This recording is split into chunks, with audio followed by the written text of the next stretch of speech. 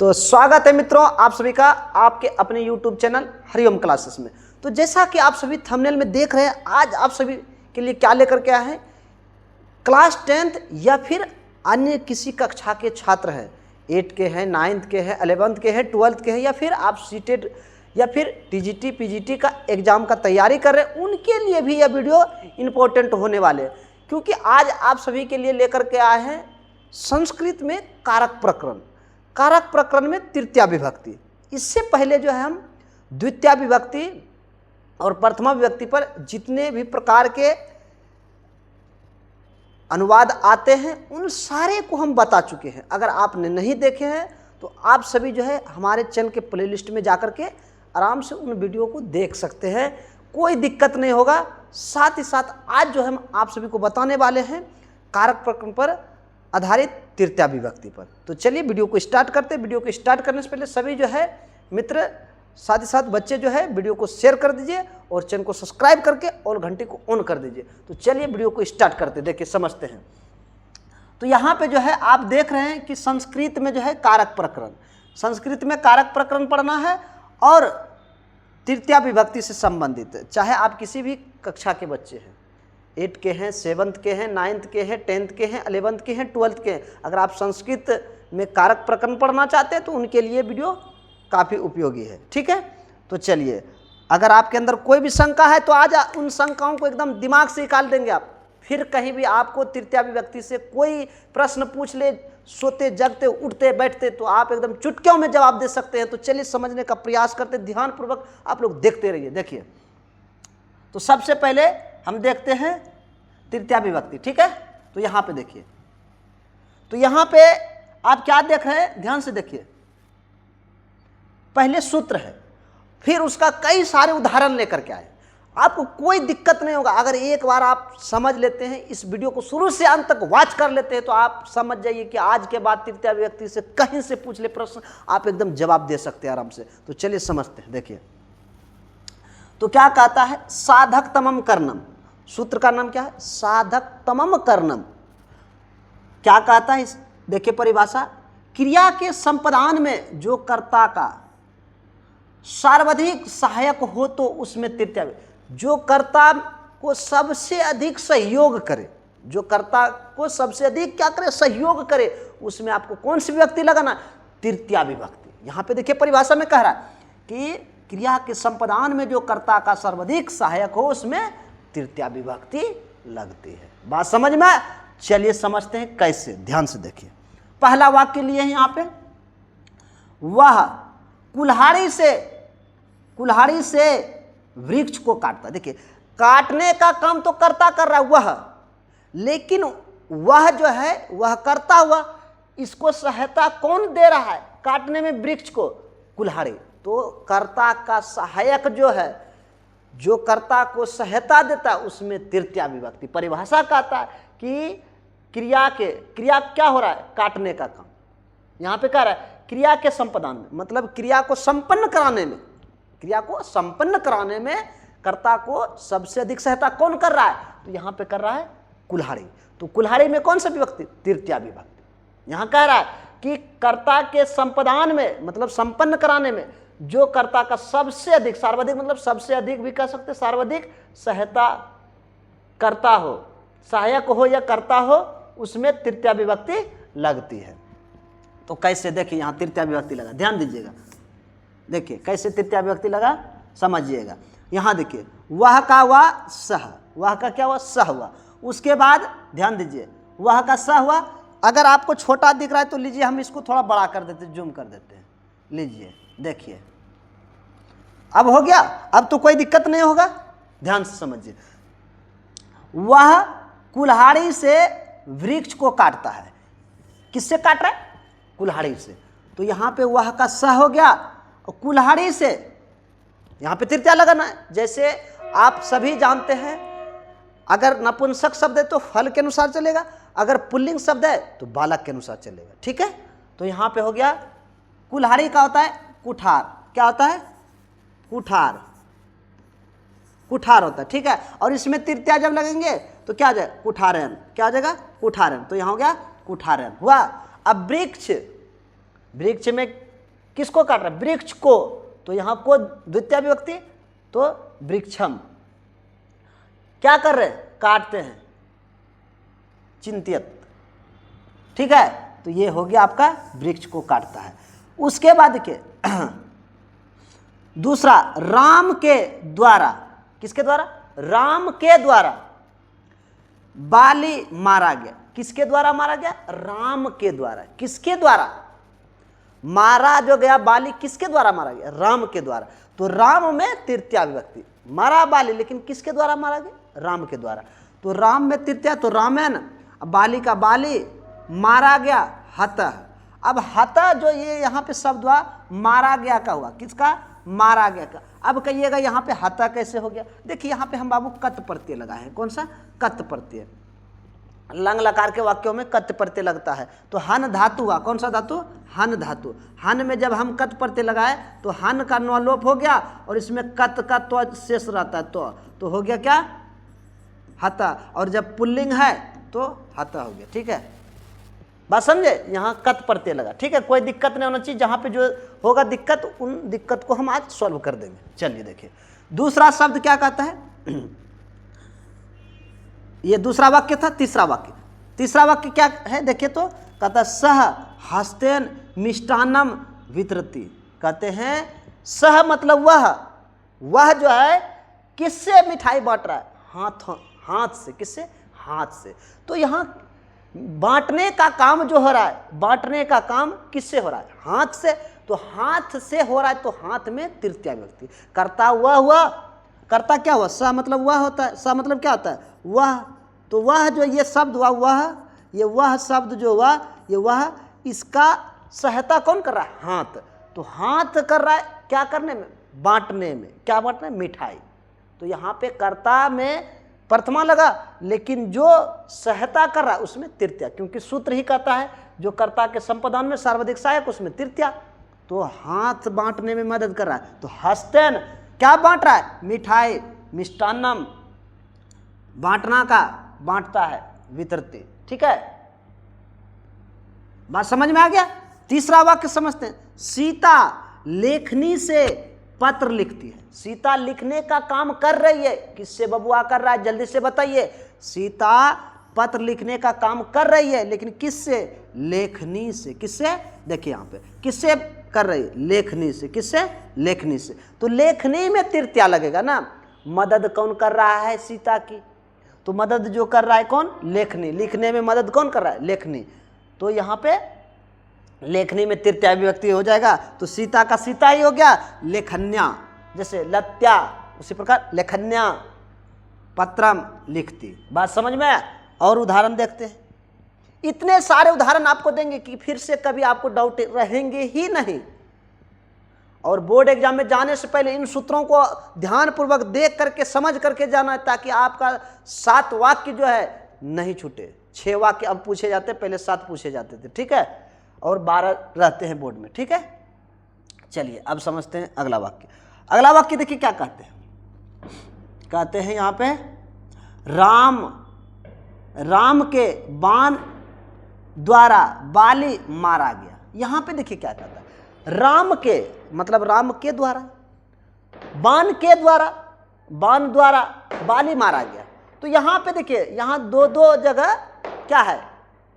करण कारक है। 2 जगह करण कारक। तो यहाँ पे राम, तो रामेन हो गया। बाण द्वारा, यहाँ मारने में मदद कौन कर रहा है? बाण। तो बाणैन हो गया। क्या कर रहा है? मारा गया। तो हतो मतलब मारा गया। कौन? बाली। कौन? बाली। तो बाली हो गया। ठीक है, बाली। तो इस प्रकार से हो गया। और उदाहरण देखते हैं। रमा जल से मुख धोती है। देखिए यहाँ मुख धोने में मदद कौन कर रहा है? मुख जो धो रही है रमा, रमा ये स्त्रीलिंग है। तो रमा जो मुख धो रही है, मदद उसको कौन कर रहा है? जल। कौन कर रहा है? जल। तो जल में तृतीया लगेगा, जलन हो जाएगा। रमा का रमा ही मुख का क्या होगा? मुखम होगा। क्या होगा? मुखम। यहाँ मुखम हो जाएगा। ठीक है, मुखम प्रक्षाल्यते। ठीक है, तो इस प्रकार से हो गया। अगला वाक्य देखते हैं। देखिए और भी उदाहरण देखिए। मैं कलम से पत्र लिखता हूं, मैं कलम से पत्र लिखता हूं, मैं कलम से पत्र लिखता हूं। किससे लिखता हूं? कलम से पत्र लिखता हूं। तो यहां मैं करता हुआ और इसका मदद करने वाला कौन है? कलम। तो कलम में तृतीया लगाएगा तो क्या हो जाएगा? कलमेन। तो मैं का अहम, कलम का कलमेन, पत्र का पत्रम, लिखता हूं लिखामी। ठीक है, यहाँ क्रिया है लिख, धातु उसमें लगा दिए आमी, लिखामी। वह लाठी से सांप को मारता है। किससे मारता है? लाठी से। तो यह मदद कौन कर रहा है सांप को मारने में? लाठी। क्रिया को संपन्न मारने में हम क्या बताए शुरू में? क्रिया के संपादन में, मतलब क्रिया को संपन्न कराने में जो सबसे अधिक मदद करते कर्ता का, उसमें तृतीया। तो यहाँ सांप को मारने में कौन मदद कर रहा है? लाठी। किसको? वह। तो यहाँ पे वह का स हो गया, लाठी का दंडन हो गया, सांप का सर्पम हो गया, मारना का हंती हो गया। मारते हैं या मारता है, हंत, ऐसे ही चलता है। हंती आता है, ध्वनंती होता है। ठीक है, हंती हो गया। बात समझ गए? उसके बाद कहते सभी अन्न से जीवित रहते हैं। तो यहाँ पे भी बना सकते हैं, सर्वे अन्नैन जीवित है। ठीक है, बन गया। जीवंती हो जाएगा। क्या हो जाएगा? जीवंती बन गया। तो ये था आपका कौन सा सूत्र? देखिए तो पहला था आपका कौन सा? देखिए तो ध्यान दीजिए तो, साधक तमम कर्णम। अगर आपसे कोई पूछ ले साधक तमम कर्णम का उदाहरण, अब देखिए बोर्ड एग्जाम में कैसे पूछे जाते हैं। जैसे आपको ये सूत्र का एक दे देंगे वाक्य और पूछ लेंगे ये किस सूत्र पर आधारित है। जैसे दे देंगे आपको, सीता लेखन्या पत्रम लिखती, यह किस सूत्र पर आधारित है? आपको दे दिए ये और पूछ देंगे ये किस सूत्र पर आधारित है, तो आपको जवाब दे देना है। बात समझ में आ गया? चलिए आगे बढ़ते हैं। दूसरा सूत्र,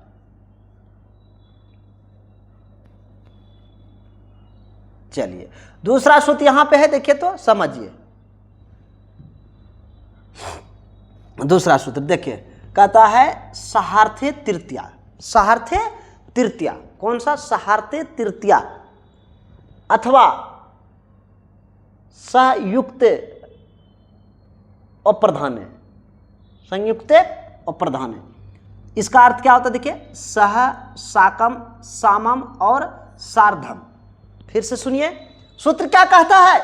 सूत्र कहता है सहार्थे तृतीया अथवा संयुक्त प्रधान, अप्रधान। क्या? अप्रधान। मतलब कर्ता जहां पर अप्रधान करता है उसमें तृतीया विभक्ति। अब कहिए प्रधान करता और प्रधान करता कैसे होता है? अभी समझाते आपको। देखिए उससे पहले क्या कहता है? सह, साकम, सामम और सार्धम। इन सबों का अर्थ साथ होता है। क्या होता है? साथ होता है। और इनके साथ में तृतीया विभक्ति लगती है। कौन सी विभक्ति? सह, साकम, सार्धम, सामम। ये तीनों का अर्थ होता है साथ। क्या होता है? साथ। और साथ के योग में तृतीया विभक्ति। कौन सा विभक्ति? तृतीया। और किस में? अप्रधान कर्ता में। किस में? अप्रधान कर्ता में। अब बात समझिए कैसे अप्रधान करता हुआ। जैसे यहां पे कहता है राम जानकी के साथ बन गए। वन गए राम, राम वन गए। यहां प्रधान कर्ता कौन है? राम है। और प्रधान कर्ता कौन है? जानकी। जानकी और प्रधान करता है। तो यहां जानकी के साथ वन गए। तो यहां जानकी के साथ न गए, साथ के अर्थ में क्या बताए? तृतीया। अगर आपको कुछ भी याद नहीं रहे तो आप क्या बताइएगा? जहां देखे साथ वहां तृतीया विभक्ति। साथ के अर्थ में तृतीया। अब किस में? इसके जस्ट जो पहले है, इसके जस्ट जो पहले रहेगा, साथ के पहले जस्ट जो शब्द रहेगा उसमें तृतीया विभक्ति। जैसे राम किसके साथ गए? जानकी के साथ। किसके साथ? जानकी के साथ। तो इसमें तृतीया लग जाएगा। तो राम का तो रामा हो जाएगा, जानकी का देखिए यहां गलत लिखा गया। ठीक है, आपको लिख देते, क्या हो जाएगा? जान क्या। क्या होगा? जान क्या। देखिए जान क्या, बात समझ में आ गया? जान क्या सह, जान क्या सह वनम गतवान। अब कहिए गतवान कहां से? गए, वन गए। किसके साथ? राम जानकी के साथ वन गए। तो गए जो ये गए जो है ना, कहाँ गए? वन गए। तो ये गए लंग लकार में जो है कतवत प्रत्यय लगता है। कौन सा? कतवत, कतवत प्रत्यय लगता है, ठीक है, तब हो जाता है गत प्लस कतवत, गतवान, ठीक है, बन गया। उसके बाद दूसरा देखिए क्या कहते हैं, अध्यापक हमारे साथ मंदिर जाते हैं। अध्यापक किसके साथ? हमारे साथ। यहां कहते हैं अध्यापक किसके साथ? हमारे साथ मंदिर जाते हैं। अध्यापक की बात हो रहा है तो यहां प्रधानकर्ता अध्यापक हुआ और प्रधान कौन हुआ? हमारे साथ। तो हमारा शब्द और प्रधान हुआ, इसमें कौन सा लगाना है? तृतीया विभक्ति, या फिर आप सीधा याद रखिए साथ के जस्ट पहले जो उसमें तृतीया विभक्ति। दो तरह का, एक प्रधान करता होता है, एक अप्रधान करता है। तो यहाँ पे हो गया हमारे साथ। कौन जा रहे? अध्यापक के साथ। देखिए अध्यापक हमारे साथ जा रहे ना, तो यहाँ पे इसमें लग जाएगा तृतीया। तो हमारा अस्मद शब्द रूप होगा कौन सा? अस्मद। अस्मद का तृतीया। अब तृतीया का हमारे की बात कर रहा है, बहुवचन आ जाएगा। कौन सा? बहुवचन। तृतीया का बहुवचन, तो क्या आ जाएगा? अस्मा भी हो जाएगा। अध्यापक एक तो नहीं जा रहे, बहुत सारे, तो अध्यापिका, अस्मा भी, साथ का सह। अब कि ये बार बार सह लिखते हैं, यहाँ चार चार शब्द है, आप कुछ भी लिख सकते हैं। इसके स्थान पे सह के स्थान पे क्या लिख सकते हैं? साकम लिख सकते हैं, साकम भी लिख सकते हैं, या फिर सह के स्थान पे सारधम भी लिख सकते हैं, सारधम भी लिख सकते हैं, ठीक है, सारधम भी लिख सकते हैं, या फिर सह के स्थान पे सामम लिखे, सामम भी लिखे, कोई दिक्कत नहीं। चारों में से कोई रख सकते हैं यहाँ साथ के अर्थ में, ठीक है, साथ का। बात समझ में आया? चलिए देखिए आगे बढ़े। देखिए उसके बाद क्या कह रहे हैं, ध्यान दीजिएगा। उसके बाद कह रहे हैं यहाँ पे देखिए, मैं गुरु के साथ विद्यालय जाता हूं। मैं गुरु के साथ, तो गुरु के साथ ना, तो मैं मतलब गुरु और प्रधान, और प्रधान कौन है? मैं। तो मैं का अहम हो गया किसके साथ? गुरु के साथ। तो यहाँ पे हो गया गुरु के साथ, साथ के अर्थ में तृतीया। तो अहम गुरुना, तृतीया विभक्ति लग गया, गुरुना, साथ का सार्धम, विद्यालयम जाता हूं, गच्छामि। बात समझ में आ गया? कई सारे उदाहरण लेकर के आए, एक नहीं अनेकों उदाहरण है, आपको कोई दिक्कत नहीं होगा। सीधा याद रखना है, साथ के अर्थ में तृतीया विभक्ति लगता है। साथ के अर्थ में कौन सा विभक्ति लगता है? तृतीया विभक्ति। उसके बाद कहते हैं, देखिए अगला है कौन सा, देखिए तो कहते हैं यहां पे देखिए, लक्ष्मण के साथ राम जाते हैं। लक्ष्मण साकम रामः गच्छति। अगला कहते राम सीता के साथ वन गए। तो यहां पे भी हो गया रामः सीत्या, किसके साथ? सीता के। तो सीत्या तृतीया विभक्ति लग गया। सह वनम और गच्छत। और भी उदाहरण है, आप देखिए समझिए। देखिए अगला उदाहरण क्या है? सुरेश मोहन के साथ। अब देखिए सुरेश किसके साथ जा रहा है? मोहन के साथ। प्रधान कर्ता सुरेश है और प्रधान मोहन है, तो मोहन में तृतीया लगाएंगे तो मोहनम, सुरेश का सुरेश से हो गया। सात का सार्धम, विद्यालय का विद्यालयम, जाता है तो गच्छति। बात समझ में आ गया? उसके बाद हनुमान ने, समझिएगा वाक्य देखिए कितना सुंदर वाक्य लिए यहाँ पे, ये वाक्य देखिए कितना सुंदर है। कहते हनुमान ने वानरों के साथ जानकी की खोज, जानकी को खोजा। देखिए ध्यान से, हनुमान ने, तो यहाँ कर्ता ने, तो यहाँ हनुमान का हनुमान ने, तो हनुमान का हनुमाना ही हो जाएगा, हनुमाना। किसके साथ? वानरों के साथ। तो वानरेन, देखिए वानर मतलब बहुत सारा, एक तो बंदर की बात नहीं, वानर की बात नहीं कर रहे, बहुत सारा। तो जब आप बालक का तृतीया पढ़ते हैं तो क्या होता है? क्या होता है? जल्दी से बोलिए। बालकेन, बालकाभ्याम, बालकैः। उसी प्रकार वानरैः। बात समझे? वानरैः। सात का सार्धम, किसकी खोज की? जानकीम, जानकीम खोजा का। मार्ग यस, मार्ग यमास, यमासा, ठीक है। देखिए बोलने में थोड़ा अति हो रहा है बाबू, यहाँ पे है मार्ग यमासाम, ठीक है। तो ये था आपका कौन सा सूत्र, जल्दी से बताइए। तो ये आप अभी तुरंत देखें, सहार्थे तृतीया अथवा संयुक्ते और प्रधाने, सूत्र क्या कहता है, सह साकम सार्धम समम, इन सबों के अर्थ में तृतीया विभक्ति लगता है, अर्थात इन सब का अर्थ होता है सात, सात के अर्थ में तृतीया विभक्ति, या फिर कहिए संयुक्त सार्थ तृतीया, या फिर संयुक्त अप्रधान, अप्रधान कर्ता में। देखिए यहाँ कह रहा है सात युक्त के अर्थ में जब दो व्यक्ति हो, युक्त के अर्थ में जब अप्रधान कर्ता, उसमें तृतीया विभक्ति। बात समझ में आया? तो चलिए अगला सूत्र देखते हैं। अगला सूत्र कौन सा है, प्रकृत्या दिव्यस्य च उपसंख्यान। सूत्र का नाम क्या है, प्रकृत्या दिव्यस्य उपसंख्यान, प्रकृत्या दिव्यस्य उपसंख्या नाम। अब देखिए इसका क्या परिभाषा है, क्या कह रहा है, ध्यान समझिए, थोड़ा सा इसको भी जूम कर देते। देखिए क्या सूत्र कह रहा है कि प्रकृत्या दिव्यस्य उपसंख्या नाम, प्रकृति जाति कोमा होगा यहाँ पे, ठीक है, जाति स्वभाव इत्यादि वाचक शब्दों में तृतीया विभक्ति लगती। देखिए तीन शब्द यहाँ विशेष रूप से लिया गया, क्या क्या, प्रकृति जाति स्वभाव, इन के योग्य में जो है तृतीया विभक्ति लगता है। इन तीनों में से कोई शब्द दिख जाए तो आपको तृतीया विभक्ति लगाना है। कौन सा, तृतीया। इत्यादि मतलब इसके अलावा भी कुछ शब्द होते हैं, उसमें भी तृतीया लगते हैं। कैसे समझते हैं, वाक्य की मदद से। पहला कहता है सीता प्रकृति से कैसे है, सुंदर है। सीता प्रकृति से क्या है, सुंदर है। तो किस में लगाना है, प्रकृति में, इन सब में लगता है तृतीया ना, तो प्रकृति में, जाति में, स्वभाव में।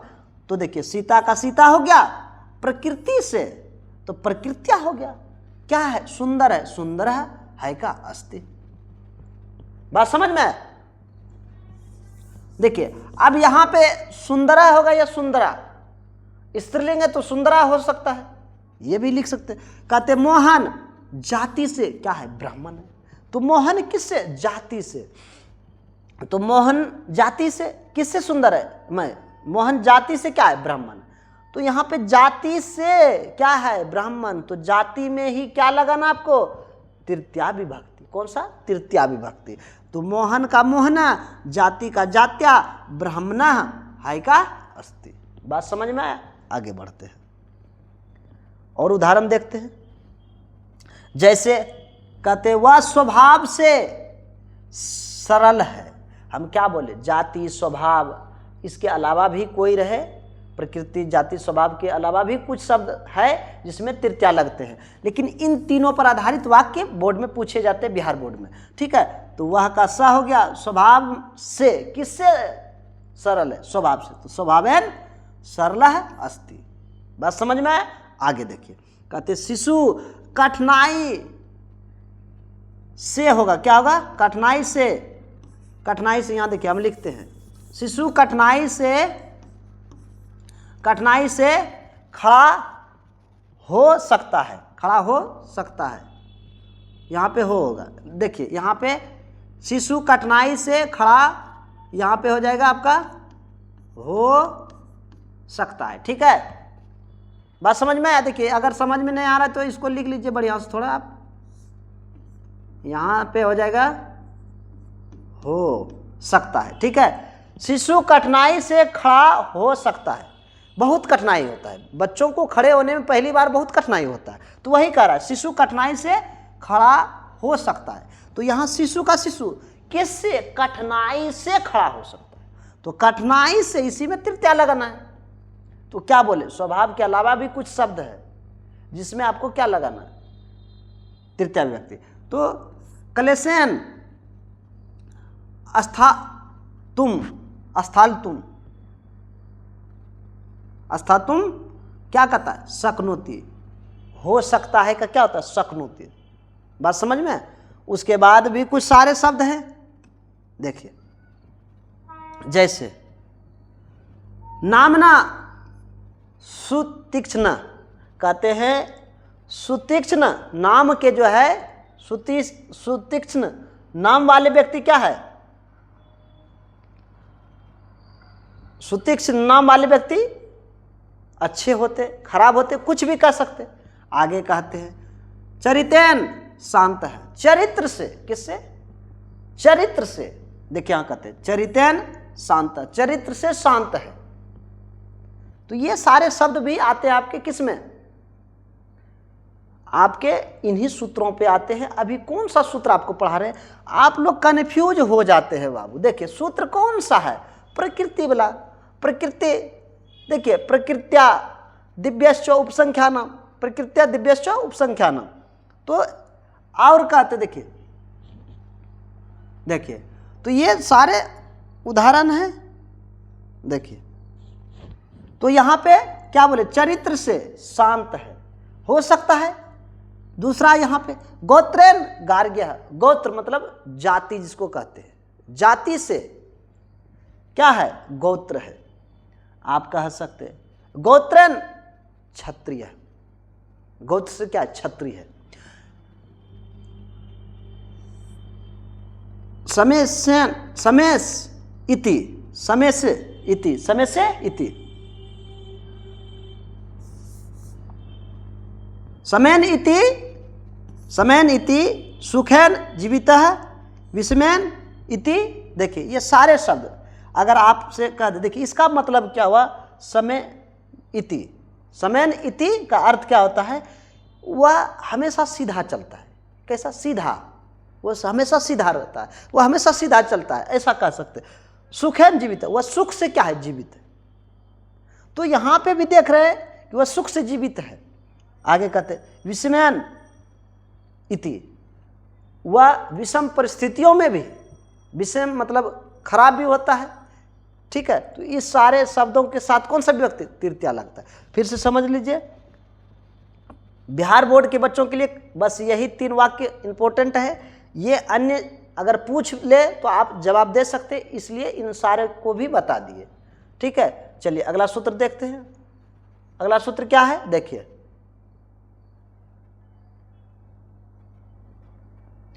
अगला सूत्र है हेतु तृतीया पंचमी च।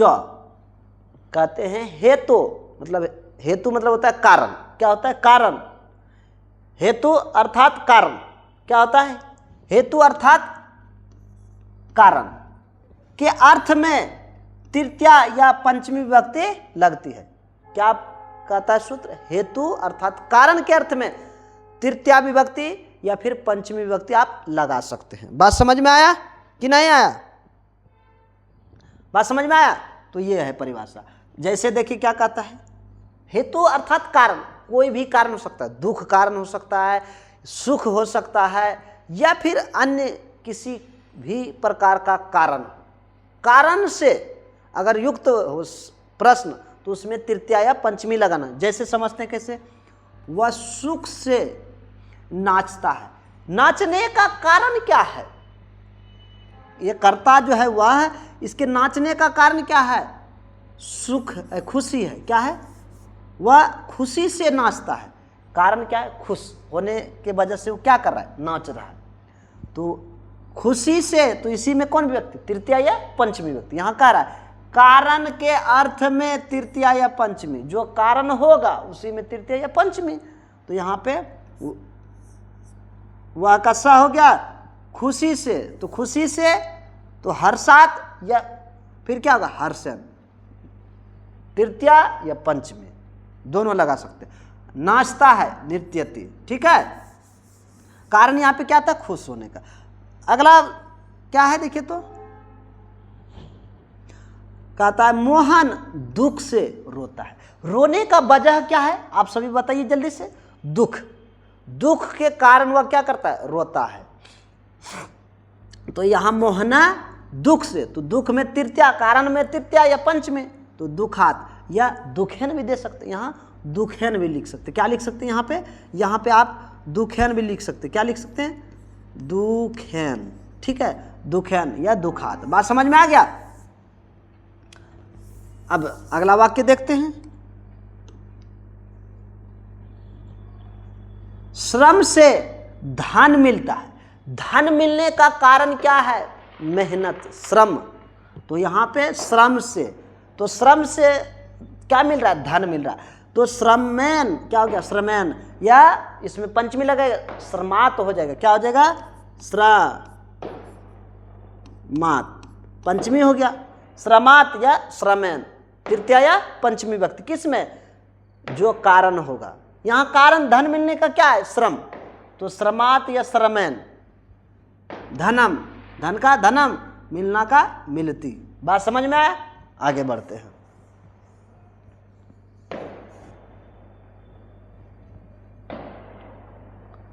आगे बढ़ते हैं। ये परेशान कर रहा है चींटी।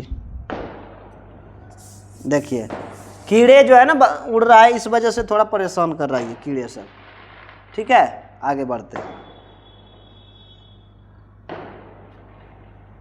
चलिए देखिए अगला प्रश्न कह रहा है, अगला वाक्य जो है, श्याम कष्ट से रोता है। रोने का वजह क्या है? कष्ट हो गया शरीर में, हो सकता है घाव से कष्ट हो रहा है, उससे ही वह क्या कर रहा है? रो रहा है। तो कहता है श्याम कष्ट से रोता है।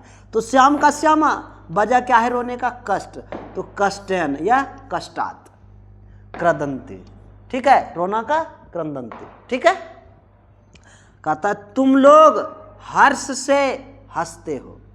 हर्ष मतलब खुशी कहते हैं जिसको कहते हैं। तो युयम, युयम क्या हो जाएगा? देखिए यहाँ पे हर्षन या हर्षात, हस्थो। ठीक है, तो ये था आपका कौन सा सूत्र? हेतु तृतीया या पंचमी सूत्र। क्या कहता है? हेतु का अर्थ होता है कारण के अर्थ में तृतीया या पंचमी विभक्ति ही लगाना है। बात समझ में आ गया? अगला सूत्र देखते हैं। अगला सूत्र क्या है?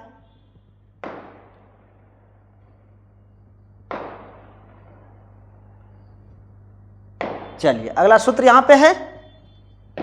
अगला सूत्र क्या कह रहा है? देखिए तो अपवर्गे तृतीया, अपवर्गे तृतीया। अपवर्ग का मतलब होता ही है आपका क्या? फल प्राप्ति। क्या होता है? फल प्राप्ति, प्राप्त होना, कोई चीज प्राप्त हो जाना। क्या कहता है? कार्य समाप्ति या फल प्राप्ति। अपवर्ग का मतलब होता है प्राप्त हो जाना, कुछ भी कर रहे हैं उसकी प्राप्ति हो जाना, अपवर्ग का अर्थ होता है। तो यहां पे कहता है कार्य समाप्ति या फल प्राप्ति को अपवर्ग कहते हैं। कार्य समाप्त भी हो जाए और फल की भी प्राप्ति हो जाए, उसे ही क्या कहते हैं? अपवर्ग कहते हैं। मान लीजिए आप कोई काम कर रहे हैं और उसके बदले में जो चाह रहे थे वह मिल जाए, तो आप कह सकते कौन सूत्र है? अपवर्गे सूत्र है। ठीक है, जैसे में क्या कह रहा है देखिए, कार्य समाप्ति फल प्राप्ति को अपवर्ग कहते हैं। कालवाची एवं मार्गवाची शब्दों में तृतीया विभक्ति लगती है। क्या कहता है? कालवाचक और मार्गवाचक शब्दों में तृतीया विभक्ति लगती है। और कब? जब कार्य कर रहे हैं, संपन्न भी हो जाए और उसकी फल की प्राप्ति भी हो जाए, उसमें तृतीया लगता है। समझते हैं कैसे? कहते उसने, पहला वाक्य है, उसने 1 महीने में गणित पढ़ लिया। कितना दिन पढ़ा? 1 महीना पढ़ा और गणित को पढ़ भी लिया। तो देखिए कार्य भी क्या हो गया? पूरा, और फल की भी प्राप्ति हो गया, क्या? पूरा कर लिया। बात समझ में आया? बात समझ में आया कि नहीं? कहता उसने, यहां पे लिख सकते हैं राम ने 1 महीने में गणित पढ़ लिया। 1 महीना पढ़ा और फल की भी प्राप्ति क्या हुआ? कि पूरा पढ़ लिया। तो ऐसे वाक्यों में आपको कौन सा विभक्ति लगाना? तृतीया विभक्ति लगाना। देखिए बाबू, इससे पहले भी एक सूत्र बताए थे द्वितीया में, काला धनुरत्यंते संयोगे द्वितीया। तो वहां पे था कालवाची और मार्गवाची, लेकिन वहां फल की प्राप्ति नहीं हो रहा था। अपवर्ग का अर्थ होता है फल की प्राप्ति हो जाना। आप जो काम कर रहे हो उस काम के बदले में फल मिल जाए, तो आप समझिए वो कौन सा सूत्र है? अपवर्ग सूत्र है। ठीक है, चलिए तो यहां पे कहता उसने 1 महीने में गणित पढ़ लिया। तो कहता सह 1 मासेन गणितम अपठत। बात समझ में आया? उसने कितने महीने में? 1 महीने में। 1 महीने में ना, तो यहाँ पे 1 मासेन, देखिए 1 महीने में, तो किस में लगाना आपको? तृतीया विभक्ति, काल में। यहाँ देखिए कालवाचक में, काल में, और किस में? मार्ग में। यहाँ तो काल ही है, काल मतलब समय होता है। तो 1 महीना लगा समय और क्या कर लिया? गणित पढ़ लिया। तो गणितम अपठत। बात समझ में आया? ये हो गया।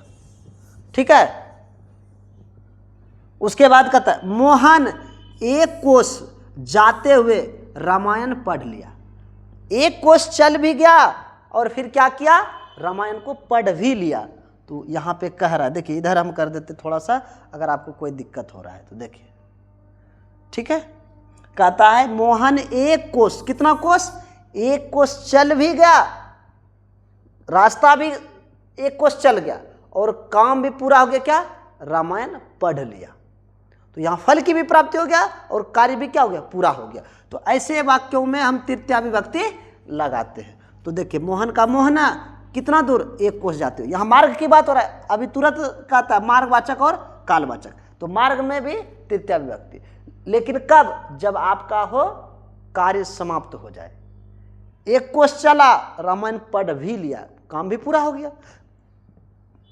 तो कहता एक क्रोशन रामायणम और पठत, इसका हो गया, ठीक है, एक क्रोशन। कहता वह एक कोस जाते हुए कथा कह डाली, यहाँ होगा कह डाली, ठीक है, कर डाली नहीं, कह डाली, ठीक है, कह डाली। तो यहाँ पे क्या हो जाएगा, देखिए तो सह कितना दूर जाते जाते, एक कोस, एक क्रोशन कथम और कथ्यत, यहाँ कह डाली होगा, कह डाली, ठीक है। अब अगला वाक्य देखिए, 4 वर्षों में घर बनवा लिया। कितना वर्ष समय लगा, 4 वर्ष लगा और काम भी पूरा हो गया। बनवा लिया मतलब पूरा हो गया, बनवा लिया, समय लगा 4 वर्ष। तो यहाँ पे हम क्या बोले, काल आ जाए मतलब समय, और काम भी पूरा हो जाए। समय लगे जो, लेकिन काम पूरा हो जाए, यानी फल की प्राप्ति हो जाए, तब उसमें लगाना तृतीया विभक्ति। तो यहाँ पे वही तो कह रहा है कि कितने वर्ष लगे, 4 वर्ष, और काम भी पूरा हो गया। कहते हैं 4 का चतुर्भी वर्ष में। तो देखिए अब यहाँ तृतीया का बहुवचन, बाल के, तो उसी प्रकार वर्षे है, क्या बनवा लिया, घर का, गृहम बनवा लिया। तो यहाँ पे विनिर्मितवान। अब यहाँ पे कौन सा प्रत्यय, यहाँ पे ये विनिर्मित, निर्माण मतलब होता है बनाना, और बना लिया तो आपको लकार भी लगाना। कौन सा लकार, लंग लकार, या तो लकार लगाइए या तो प्रत्यय लगाइए। हम यहाँ पे प्रत्यय लगाए हैं, क्या लगाए हैं, यहाँ पे प्रत्यय लगाए हैं। और कौन सा प्रत्यय, यहाँ पे जो है ना प्रत्यय लगाए हैं, क्या लगाए हैं, प्रत्यय। और आप सभी जानते हैं लंग लकार वाले शब्दों में कत प्रत्यय या फिर कतवत प्रत्यय लगता है। तो यहाँ पे कतवत प्रत्यय लगा, इसीलिए हो गया विनिर्मित वान। विनिर्मित वान मतलब क्या कर लिया, बनवा लिया। बात समझ में आ गया। चलिए दूसरा कहता है 2 योजनाओं में कथा समाप्त कर दी। कितना योजना बनाया, 2 योजना बनाया और कथा पूरी तरह से समाप्त कर दिया। देखिए कैसे, योजनाभ्याम, देखिए जैसे तृतीया का द्विवचन में क्या होता है, जैसे बाल क्या होता है, बालकन, बल का भ्याम, उसी प्रकार योजनाभ्याम या फिर फलन या फलाभ्याम, तो उसी प्रकार योजनाभ्याम। नपुंसक है तो फल के अनुसार योजनाभ्याम, कथाम क्या, समाप्तवान। देखिए यहाँ पे जो है ना योजना में कौन सी विभक्ति लग गया, तृतीया विभक्ति का द्विवचन, क्योंकि 2 योजना है तो द्विवचन लग गया। और कथा का, कथा में समाप्त कर दिया, समाप्तवान, यहाँ पे समाप्त करना का, समाप्त कर दी, लंग लकार का है, इसीलिए यहाँ पे भी प्रत्यय लगा दिए, कौन सा, कतवत प्रत्यय। बात समझ में आया। आगे बढ़ते हैं।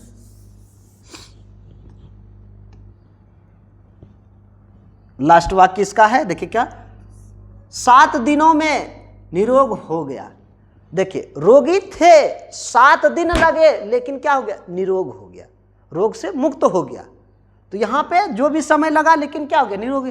तो सप्त भी दिने है निरोग जाता है, यहाँ पे कत प्रत्यय लगा है, कौन सा, कत प्रत्यय। बात समझ में आ गया। निरोग हो गया का जाता है, निरोग का निरोग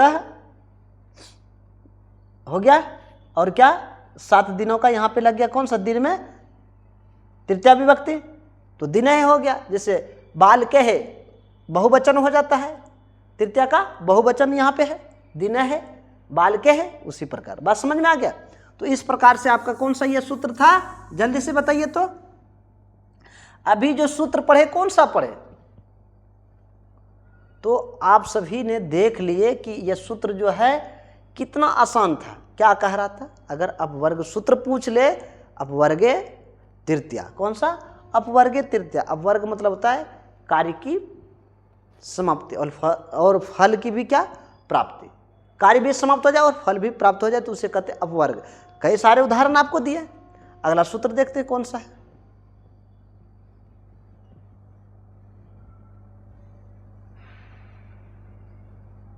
चलिए इनको थोड़ा सा देख लेते हैं। देखिए क्या कहते हैं, इत्यम भूत लक्षणे, क्या है, इत्यम भूत लक्षणे व उपलक्षणे तृतीया, कहते हैं इत्यम भूत लक्षणे व उपलक्षणे तृतीया। लक्षण मतलब कोई किसी विशेष चिन्ह से, लक्षण मतलब कोई चिन्ह से पता चल जाए। यहां परिभाषा क्या कहता है, देखिए परिभाषा कह रहा है, देखिए परिभाषा क्या कहता है, यदि कोई विशेष चिन्ह से जाना जाए तो, देखिए यहां पे कह रहा है, तो उसमें तृतीया विभक्ति लगती है। जैसे, जैसे में देखते हैं क्या बोला, यदि कोई विशेष चिन्ह से, जैसे अभी आप हमको देखे बोर्ड खोल करके पढ़ाते हुए, समझ गए शिक्षक है, आप सब स्कूल जाते हुए आपको बैग टांगे हुए देख लिए ड्रेस में तो समझ गया कि आप विद्यार्थी हैं। आप हल लेकर के जाते हुए देखे, समझ गए किसान है, मतलब उनका चिन्ह है हल, किसान का। उसी प्रकार कह रहा है कि अगर कोई किसी चिन्ह से जाना जाए तो उसमें तृतीया विभक्ति लगता है। जैसे समझते हैं कैसे, देखिए पहला वाक्य यहां बोला गया, वह हल से किसान मालूम पड़ता है, किससे, हल से। तो यहां पे हम बनाने का कोशिश करते हैं। देखिए देखिए कई सारे उदाहरण हैं आपके सामने। तो वह हल से क्या मालूम पड़ता है, किसान। तो किससे मालूम पड़ता है किसान है, हल से। तो हल में ही कौन सा विभक्ति, तृतीया, जिससे वह पता चले उसी चीजों में क्या लगाना आपको, तृतीया विभक्ति। जिस वस्तु से वह पता चले उसमें तृतीया लगा देना है। तो यहाँ पे हल से तो हलन, जैसे बालकन, हलन, फलन, हलन, सह हलन कृषका प्रतीयते, मालूम पड़ना का क्या होता है, प्रतीयते। दूसरा कहता है राम पुस्तक से छात्र मालूम पड़ता है, पुस्तक हाथ में देखे पता चल गया वह छात्र है, क्या है, छात्र है। तो यहाँ पे लिख दिए किससे मालूम पड़ता है, पुस्तक से। तो पुस्तक में कौन सा व्यक्ति, तृतीया। तो रामः पुस्तकेन छात्रः प्रतीयते, मालूम पड़ना का प्रतीयते होता है, ठीक है। अगला वाक्य देखिए क्या कह रहा है, अगला वाक्य है वस्त्र से सज्जन मालूम पड़ता है। वस्त्र से क्या मालूम पड़ता है, सज्जन। तो वस्त्रन, वस्त्र से ना किससे मालूम पड़ता है, सज्जन है, वस्त्र से। तो वस्त्र से पढ़ रहा है तो उसी में क्या लगाना आपको, तृतीया विभक्ति। तो वस्त्रन सज्जन प्रतीयते। आगे कहते वह जटाओं से तपस्वी मालूम पड़ता है, किससे, जटाओं से। अब देखिए जटा तो एक नहीं सर में होते, कई सारे होते। आप देखेंगे अघोरी बाबा सबको कई सारे जट्टे होते सर में। तो सह जटा भी, तृतीया का बहुवचन। बालकः बालको, बालकः बालकाभ्याम, बालके भी। तो उसी प्रकार जटा भी। तपसाम, तपस्वी का क्या होता है, तपसाम, मालूम पड़ना का प्रतीयते, ठीक है। तो यहाँ लग गया जटाओं से, तो जटा भी हो गया, तृतीया विभक्ति यहाँ लग गया। तो ये कौन सा सूत्र था, इत्तम भूत लक्षणे, इत्तम भूत लक्षणे या उपलक्षणे सूत्र, ठीक है। आगे बढ़ते हैं।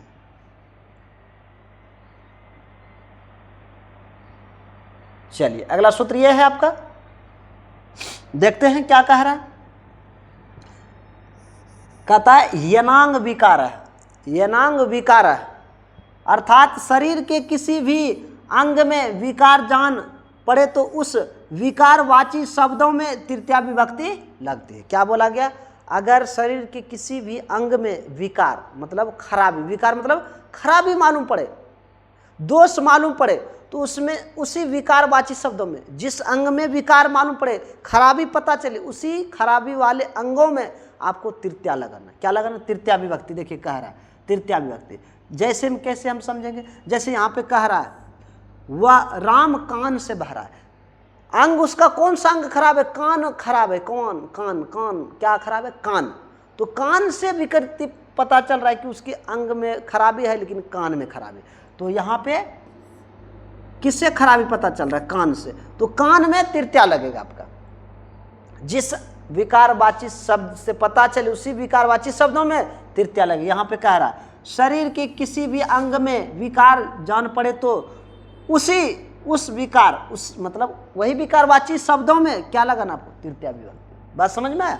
तो देखिए, तो यहाँ किस अंग से खराब है ये, कान से, तो कान में कौन सी व्यक्ति, तृतीया, तो राम का तो रामा हो गया, कान से कर्णेन। बहरा का होता है बधिरा, यहाँ विसर्ग होगा, बधिरा है ना, क्या होगा यहाँ पे विसर्ग हो जाएगा, ठीक है, बधिरा।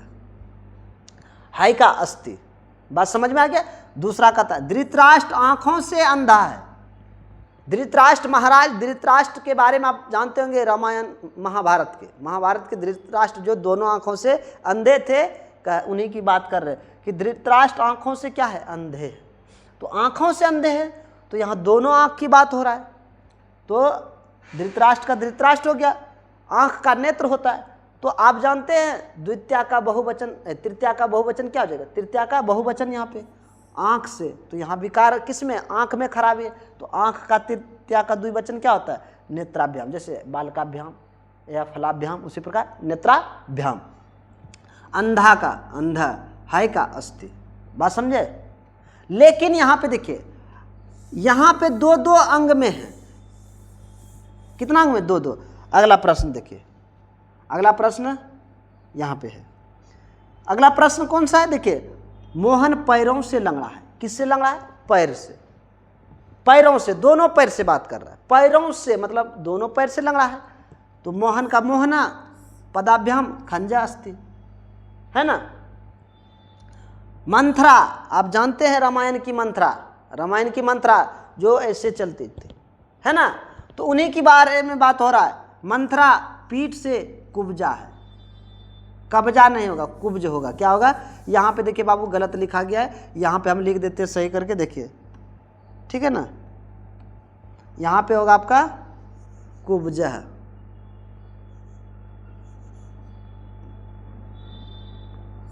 कुब्जा, क्या होगा, कुब्जा है, ठीक है। तो मंथरा किससे कुब्जा है, मंथरा पीठ से कुब्जा है। तो मंथरा का मंथरा पीठ का पृष्ठन होता है, कुब्ज का कुब्जा, हाय का अस्ति। बात समझ में आया? आगे बढ़ते हैं।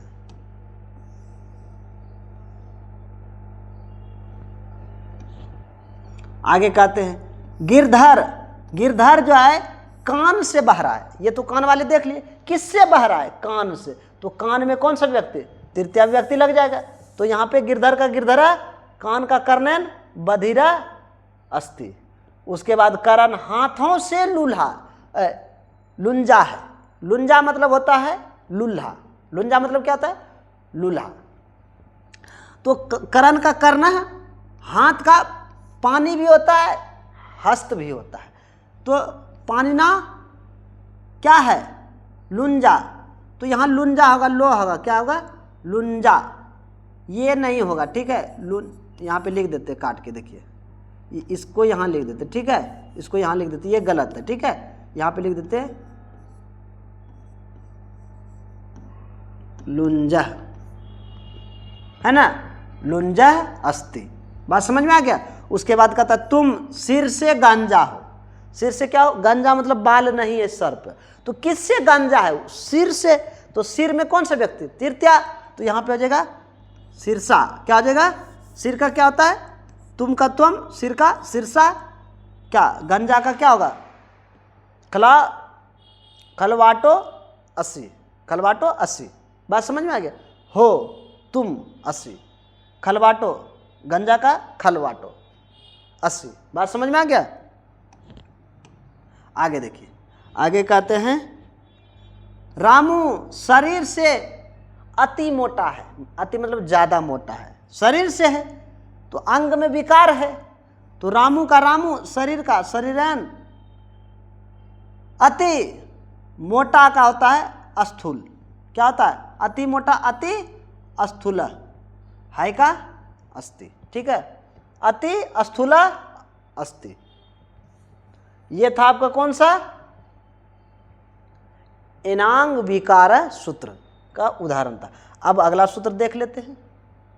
अगला सूत्र कौन सा है? और भी है इसके बाद? नहीं है, एक लास्ट बचा है, देख लेते हैं इनको। देखिए ये आपका सूत्र है, देखिए कौन सा है? कहते हैं तुल्यार्थे तृतीया, जिनसे देखिए जिनसे तुल्यता का बोध या समानता का बोध हो उसमें तृतीया विभक्ति या षष्ठी विभक्ति लगती है। फिर से समझिए क्या कह रहा है? तुल्यार्थे तृतीया, जिनसे तुलना या समानता का बोध कराए उसमें तृतीया विभक्ति लगाना। कौन सा? तृतीया विभक्ति। जैसे समझते गुरुदेव देवता के समान पूज्य है। किसके समान है? गुरुदेव जो है किसके समान है? देवता के समान पूज्य। किससे तुलना कर रहा है? देवता से। किससे? देवता से। तो जिससे समानता का बोध करे उसी में तृतीया लगाना, जिससे समानता का बोध करे। जैसे यहां पे कह रहा है बड़े भाई किसके समान है? पिता के समान। किसके समान है? पिता के समान है ना। तो पिता के समान है, किससे तुलना कर रहा है बड़े भाई का? पिता से। तो पिता में ही कौन सा व्यक्ति? तृतीया विभक्ति। जिससे तुलना करे उसमें तृतीया विभक्ति। तो यहां देख लेते हैं दोनों वाक्य को। देखिए तो गुरुदेव किसके समान है? देवता के समान पूज्य है। तो गुरुदेव का देव है, गुरुदेव है और तृतीया विभक्ति। या इसमें जो है ना आप षष्ठी विभक्ति भी लगा सकते, तृतीया भी और षष्ठी भी, तृतीया और षष्ठी दोनों लगा। तो देखिए देवता के समान तो देवेन हो गया या देवस्य, दोनों लगा सकते हैं। समान का तुल्य होता है पूज्य, मतलब पूज्य है का अस्ति। उसके बाद बड़े भाई तो अग्रजा, थोड़ा सा इसको ऊपर कर देते, ठीक है। बड़े भाई का अग्रजा किसके समान है? पिता के समान। तो इसमें तृतीया लगाना, तृतीया या षष्ठी, पित्रा या पितुः, तुल्य पूज्य अस्ति। बात समझे? अब दूसरा उदाहरण भी दे देते, जैसे कह देंगे मोहन श्याम के समान है। किसके समान? मोहन श्याम के समान है। या फिर गीता राधा के समान है। तो कोई भी उदाहरण दे, समानता या तुल्यता का बोध हो वहां तृतीया विभक्ति लगे, जिससे जिनकी समानता करे उनमें तृतीया विभक्ति। बात समझ में आ गया? तो ये आज था आपका कारक प्रकरण का तृतीया विभक्ति पर जितने भी प्रकार के पूछे जाते हैं वाक्य और उनसे आधारित सूत्र, उन सारे सूत्रों को लेकर के आए थे। अगले वीडियो में आप लोगों के लिए चतुर्थी विभक्ति पर आधारित लेकर के आएंगे। अगर वीडियो अच्छे लगे हो, सबको पसंद आ गया हो तो वीडियो को लाइक कर दीजिए, और अगर चैनल पर पहली बार है तो चैनल को सब्सक्राइब करके ऑल घंटी को ऑन कर लीजिए। तो मिलते हैं नेक्स्ट वीडियो में किसी और टॉपिक के साथ। तब तक के लिए जय हिंद बच्चों।